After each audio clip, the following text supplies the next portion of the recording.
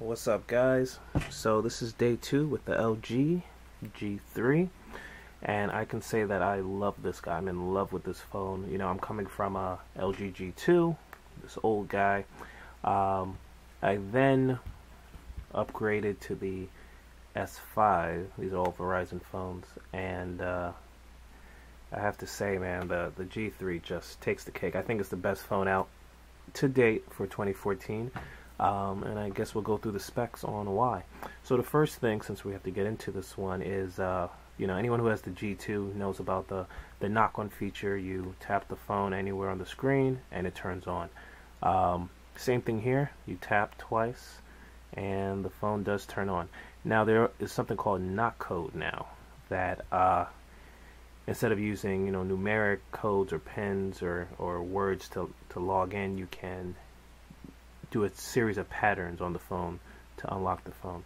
So for example, you know, we'll tap anywhere to unlock.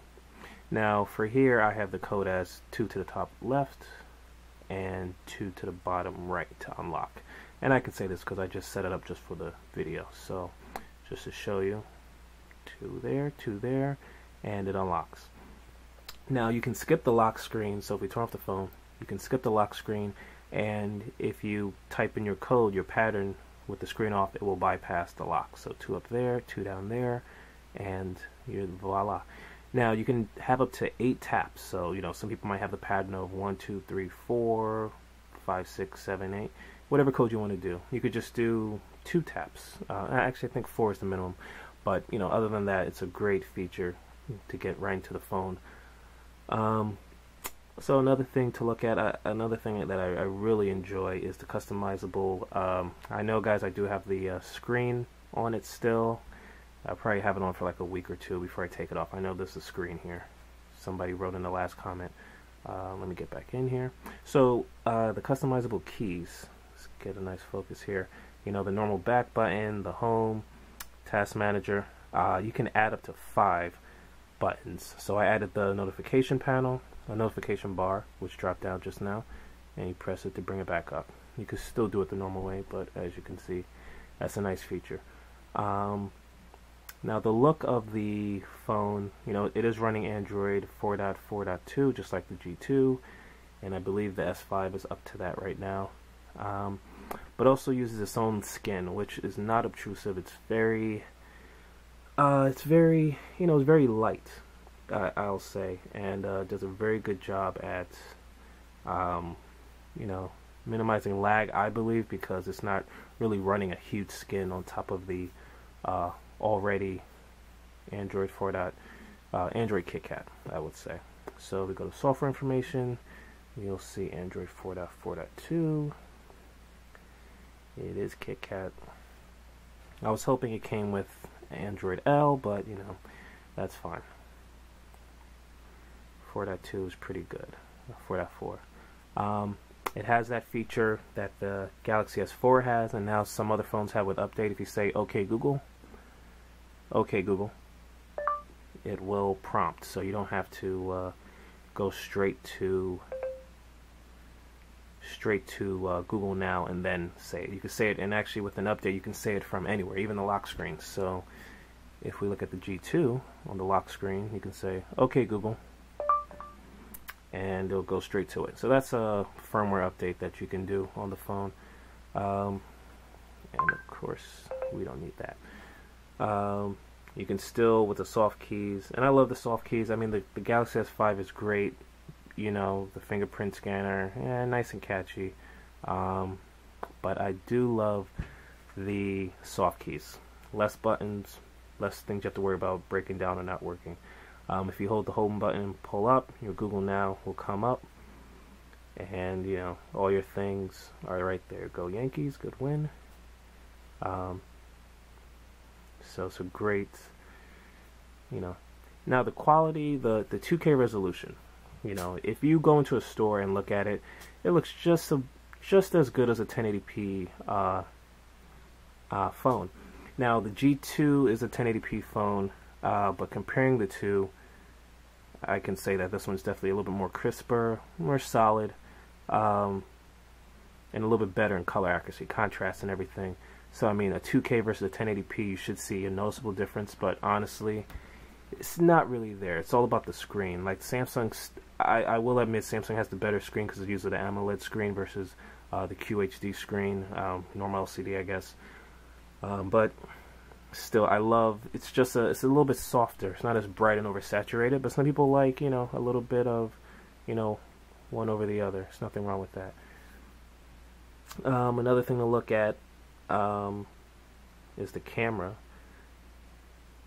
First of all, by the way, I know people are talking about how it's lagging. I have noticed no lag, whatever, unless you're seeing it right here. Maybe I don't know what lag is, but it's pretty smooth to me. Buttery smooth. I've had no issues. I have tons of apps. I play a lot of games. Well, there's one game I just put on there since I've only had it for 24 hours. But all my productivity apps, banking, I've had no issues. Yeah, I played the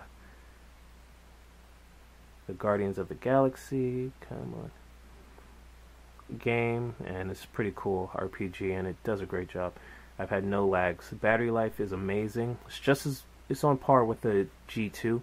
It's just as good. I charged it fully 6 a.m. It's now 11, and it's at 39%. And I used it pretty heavily at work. Used a little bit of GPS to go 20 miles to someone's house, so I've had no issues whatsoever with the battery. Usually it would last, on normal use with the G2 would last, a day and a half. This will probably be close to the same, even with a much bigger screen, because this is a 5.5 versus a 5.2.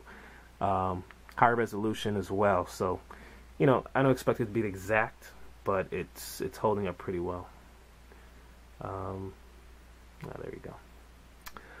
Besides that, now the camera is a 13 megapixel. I was a little bit disappointed hearing about the specs of being 13 megapixel, but it's actually a little bit improved versus the G2. One thing everybody remembers is the G2 first takes a long time to start up. Second, sometimes focusing was an issue. Now with the new laser right here that you can see flashing, waiting for a shot, the focus is, within milliseconds. So if you want to take a picture, which is right here, it's pretty fast. No problem. It has the optical image stabilization, so the focus and everything is pretty good actually. And also, just like the G2, if you hold down, let's turn this off for a second. If you hold down the volume rocker, the down, it will launch the camera. So if we hold that down, so that's a pretty fast launch compared to the G2, if anyone remembers. So you get there pretty fast. Also, the volume up, I believe, launches the Q slide. So let me see. Yes, it does. The little pad, whatever. I don't really use that. I never used it in the old one, so it's not a big deal. Besides that, yeah, the camera is great. I mean, the default is 10 megapixels in widescreen, 13 megapixels. I think it gives you a more solid look. And we all know the 16 megapixel camera in this is great. I like the camera on the LG G3 a little bit better. Once again, everyone's eyes are different. 16 is better than 13, but I think it has a sharper, more natural tone, like skin tone and things like that. I haven't tried it in low light, so maybe the Samsung wins in that. But overall, it's great. It can shoot 4K, it can shoot 1080p video recording as well. Besides that, yeah, it's a solid phone. It's 3 gigs of RAM, the 801 processor. It's pretty good. And all the carriers, I don't think anyone would be disappointed with this one. I think it beats out it just edges out the S5. The M8 is also a great phone. I haven't tried it on Verizon yet. I've played with the phone, but I still think this is overall the more solid phone than everyone else. The laser focus, I do a lot of pictures. I'm sure you saw the Instagram, Snapchat. This really makes a difference to me, so that's very important. So yeah, just a quick look now, comparing the three. I mean, well, the G2 kind of doesn't really hold up anymore, but comparing the three, I think size-wise, the S5 kind of looks small now compared. far as the bezel is concerned.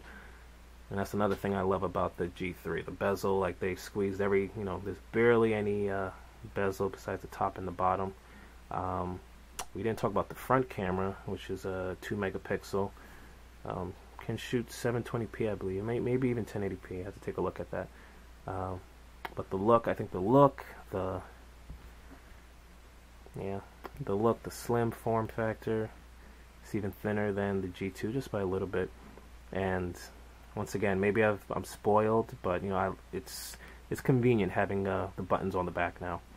And believe it or not, this might sound silly, but this is important, having the headphone jack on the bottom.